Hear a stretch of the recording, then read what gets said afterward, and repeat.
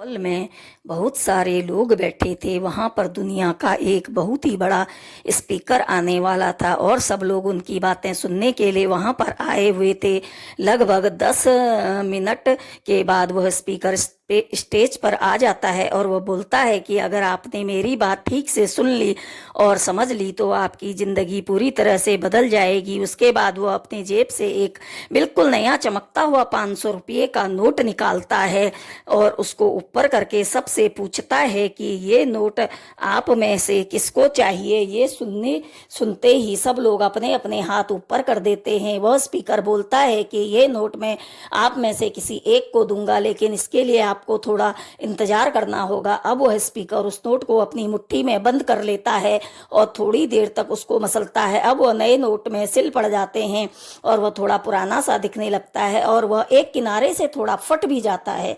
इसके बाद वह फिर उस नोट को ऊपर करके पूछता है, अब ये 500 का नोट किसको चाहिए। इस बार भी सभी लोग अपने हाथ ऊपर कर देते हैं। तब इसकी स्पीकर ने उस नोट को जमीन पर गिरा दिया और उस नोट पर 3-4 बार पैर रख दिया। इससे नोट और भी पुराना हो गया और उस पर थोड़ी मिट्टी भी लग गई थी। फिर उन्होंने उस नोट को ऊपर किया और पूछा कि अब बताओ, अब इस नोट को आप में से कौन लेना चाहता है। और इस बार फिर सबने अपने अपने हाथ ऊपर कर दिए। स्पीकर अब नोट को फिर से नीचे जमीन पर गिरा देता है और उसके ऊपर कूद कूद कर उसको दोनों पैरों से रगड़ देता है और उसके ऊपर चाय भी गिरा देता है। अब नोट इतना गंदा हो जाता है कि उसको पहचानना भी मुश्किल होता है। कोई भी उस नोट को देखता तो यही बोलता कि अब यह सिर्फ एक गंदा कागज का टुकड़ा है और यह बेकार है, अब दुनिया में इसकी कोई वैल्यू नहीं है। स्पीकर ने एक बार फिर उस नोट को उठाया और ऊपर करके सबसे पूछा, अब इस नोट को कौन कौन लेना चाहता है। इस बार भी सबने अपने अपने हाथ ऊपर कर दिए। कितना भी गंदा पुराना मिट्टी में सना हुआ चाय का दाग लगा हुआ नोट हो, लेकिन अभी भी वह 500 रुपये का नोट ही था। जिंदगी कई बार बड़े बड़े झटके देती है। आप एग्जाम में फेल हो जाते हैं, जॉब के इंटरव्यू में आपका सिलेक्शन नहीं होता है, जब आपका बुरा समय चल रहा होता है और आप सिचुएशन का सामना कर रहे होते हैं, उसके बाद आपको लगने लगता है कि आप सफलता के लायक ही नहीं हैं। आपको लगता है कि दूसरे लोग आपसे बेहतर हैं और आप किसी काम के नहीं और आपकी कोई वैल्यू नहीं है।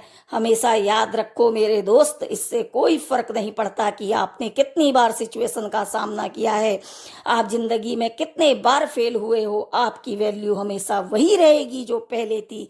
आपके कुछ खास हैं जो दूसरों के पास नहीं है और ये कोई भी आपसे छीन नहीं सकता। अब तक सक्सेस नहीं मिलने से आपकी वैल्यू कम नहीं हुई है। आप अभी भी अपने बारे में कितना भी लो फील कर रहे हो, उससे कोई फर्क नहीं पड़ता। जो लोग आपको अच्छे से समझते हैं वो लोग आपकी वैल्यू को उतना ही मानेंगे जितना पहले मानते थे। तो अपनी वैल्यू को समझो और कुछ बड़ा करके दिखाओ। अगर आप जिंदगी में आगे बढ़ना चाहते हैं तो आपको अपनी सिचुएशन को बदलना होगा और अपने समय को में आगे बढ़ना होगा। ठीक है दोस्तों, इसलिए जिंदगी में आगे बढ़ने के लिए हमेशा आगे बढ़ते रहो, बढ़ते रहो, बढ़ते रहो, चाहे आपकी कैसी भी सिचुएशन हो। अगर दोस्तों आपको मेरी ये कहानी पसंद आई हो तो प्लीज मेरी स्टोरी को पसंद करें, लाइक करें, कमेंट करें।